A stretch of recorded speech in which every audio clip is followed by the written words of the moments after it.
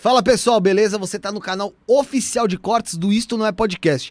Esse episódio completo você assiste através do link que tá na descrição. Então não esquece, clica lá também, se inscreve no nosso canal, compartilha o vídeo e ativa o sino. Eu vou dar um exemplo para você onde a ciência consegue.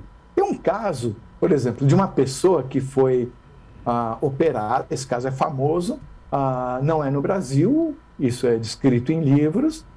A pessoa, na volta da operação, ela comentou que tinha saído do corpo, que tinha andado pelo hospital e que ela viu um pé de sapato do lado de fora do hospital, num cantinho do telhado.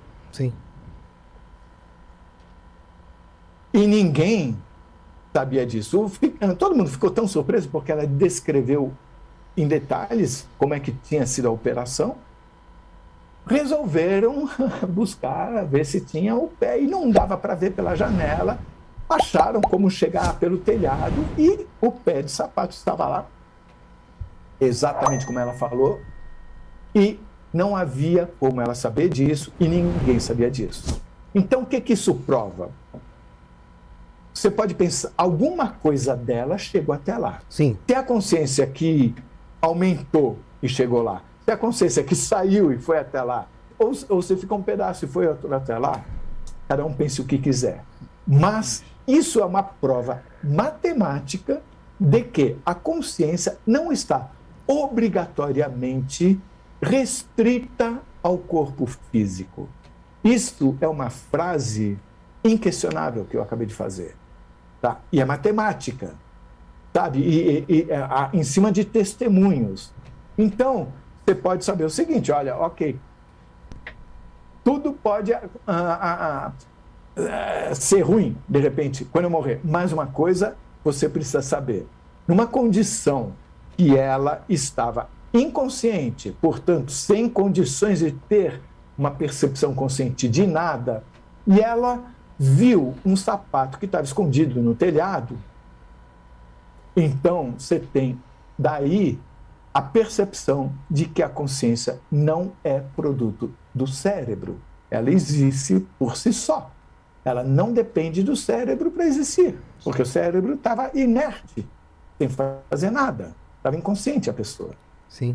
Então, eu acho que, pensando em pessoas como você, porque o que você está colocando é de forma suavizada o terror que eu vivi quando eu tinha 12 anos. Então, veja só, eu tenho a minha intuição. A minha intuição é formada de muitas experiências que eu não vou colocar aqui para vocês, porque tomaria muito tempo, mas que eu tive ao longo da minha vida. As intuições nos servem para apontar caminhos de investigação. A intuição não serve para dizer qual é o resultado da investigação, mas a intuição serve para perceber quando tem alguma coisa que precisa ser visto ou não.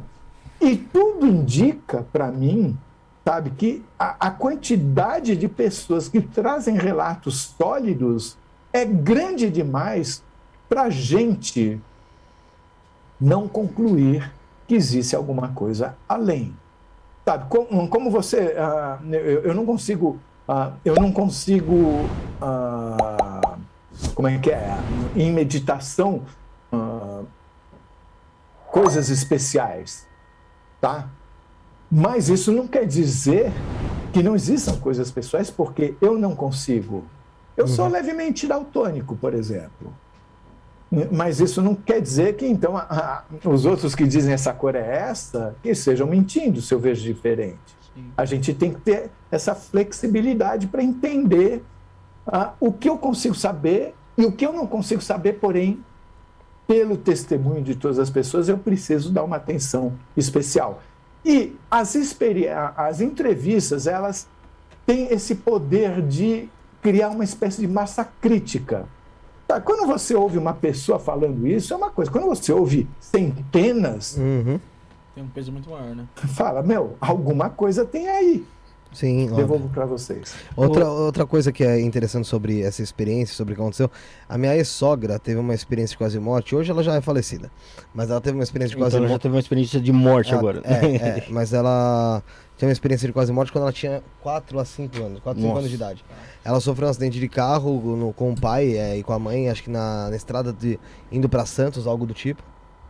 E ela foi pro hospital, ela no estado muito mais grave.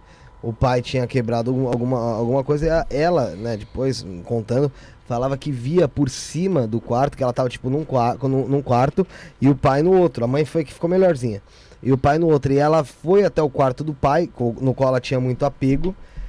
E viu por cima os médicos ali engessando o braço dele, dando ali os socorros necessários a ele e tal. E via o pessoal reanimando ela também. Até que ela, como ela dizia, né, que ela tinha sido meio que sugada de volta pro corpo.